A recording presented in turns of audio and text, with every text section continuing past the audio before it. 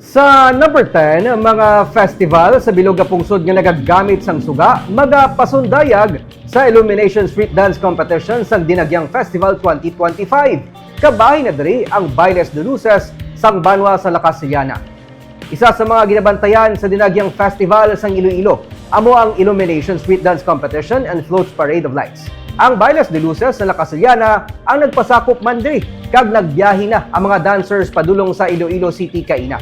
Iban nga mga festivals nga magapasakop amo ang Roland Afi Festival sang Tugigaraw City, Cagayan. Tanglawan Festival sang San Jose del Monte, Bulacan, kag Pandang Gitab Festival sang Oriental, Mindoro.